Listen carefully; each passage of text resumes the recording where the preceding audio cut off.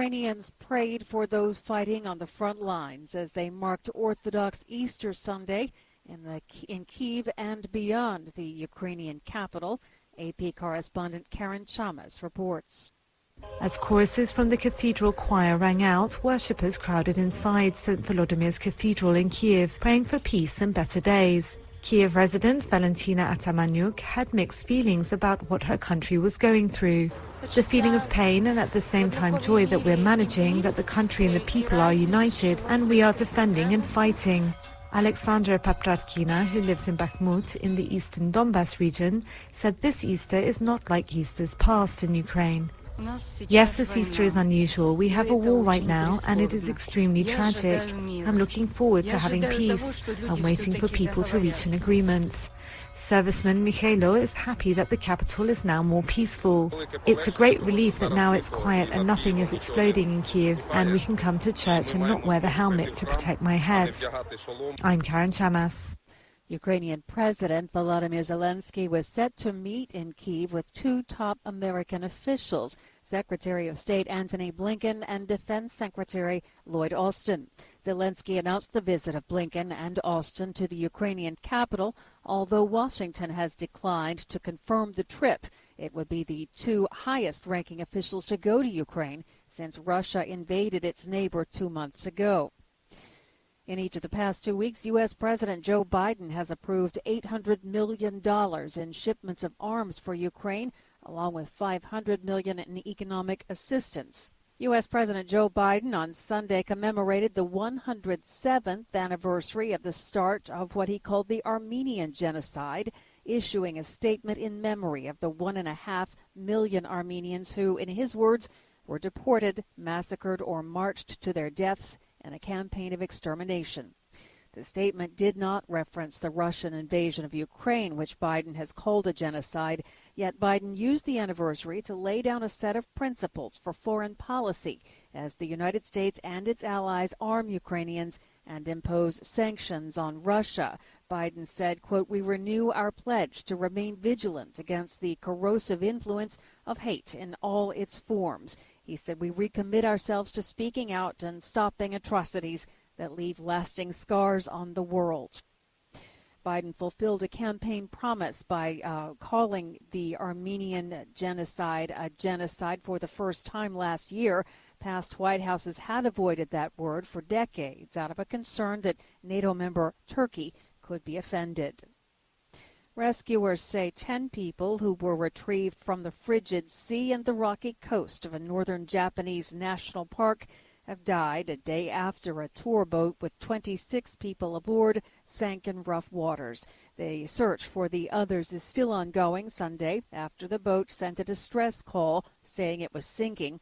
The location near the Kashuni waterfall is known as a difficult place to maneuver boats because of its rocky coastline and strong tide. The boat was carrying 2 crew and 24 passengers, including 2 children.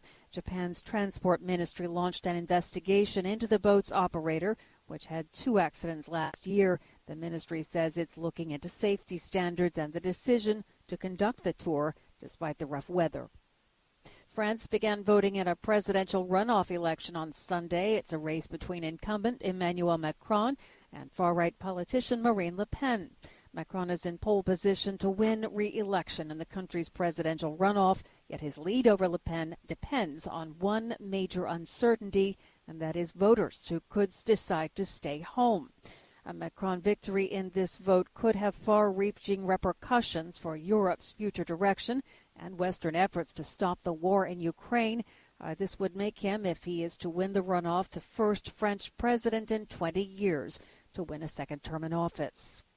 Recapping our top stories this hour, Ukrainians prayed for those fighting on the front lines as they marked Orthodox Easter Sunday in the capital and beyond.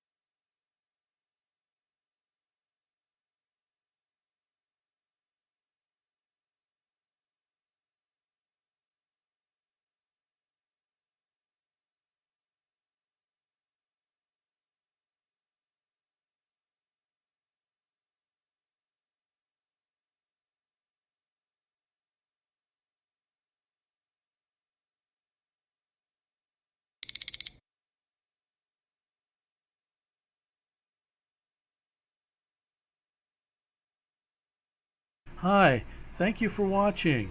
I hope the videos are useful for you. Please subscribe to my channel using the button below.